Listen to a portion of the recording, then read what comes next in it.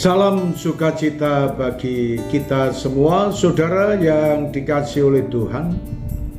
Pada saat-saat yang indah yang Tuhan percayakan pada kita dalam kehidupan ini, marilah kita menikmati kebenaran firman Tuhan. Pokok bahasan kita, ciri-ciri orang berhikmat. Saudara sekalian yang dikasihi oleh Tuhan, apa yang Tuhan ajarkan kepada saudara dan saya dalam kitab Amsal pasal yang ke-9 ayat yang ke-10.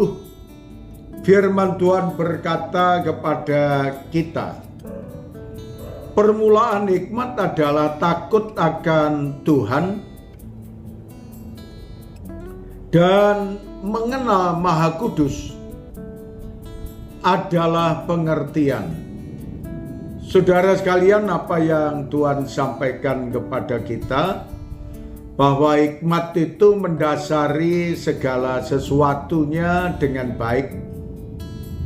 Maka ciri-ciri orang yang berhikmat, dia adalah orang yang mampu untuk mencermati keberadaan kita, orang yang mampu untuk menelaah kehidupan kita dan perilaku kita, dan bahkan apa yang dikatakan oleh firman Tuhan, bahwa orang yang berhikmat adalah orang yang memiliki pengetahuan yang luas.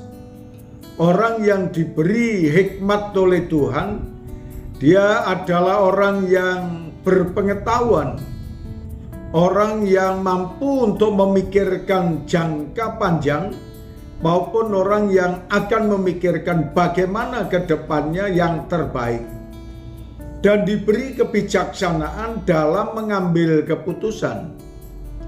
Kemudian dikatakan orang yang berhikmat adalah orang yang takut kepada Allah.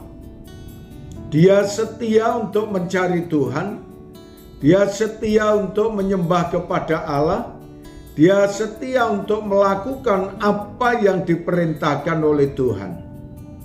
Dan kata takut akan Tuhan mengingatkan kepada saudara dan saya bukan karena kesalahan, melainkan takut kepada Tuhan karena taatnya mereka kepada Allah untuk melakukan segala sesuatu dengan baik. Dan orang yang takut kepada Tuhan adalah orang yang setia dan boleh dikatakan peka terhadap nasihat-nasihat dari Tuhan melalui kebenaran firman Tuhan maupun melalui nasihat-nasihat dari orang lain yang dipakai oleh Tuhan untuk memberikan nasihat demi nasihat kepada semua anak-anaknya.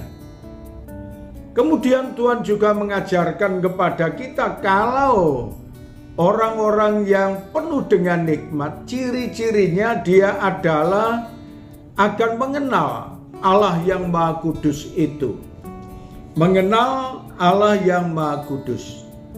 Jadi mengenal secara pribadi dan bahkan lebih daripada tahu.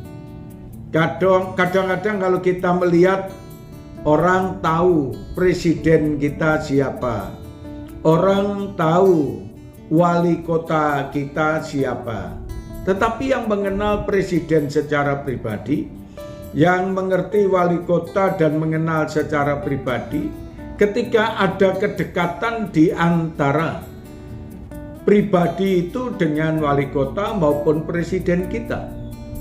Demikian pula kalau orang yang berhikmat, yang takut kepada Tuhan dan yang mengenal Tuhan dan dia berpengertian kepada Allah, maka dialah senantiasa yang mendekatkan diri kepada Tuhan, mengenal secara pribadi siapakah Kristus, Allah yang layak kita sembah itu.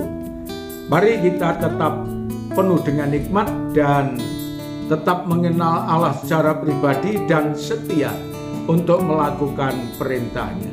Terima kasih Tuhan, kami mengucap syukur atas firman-Mu ini. Dalam nama Tuhan Yesus kami berdoa. Amin.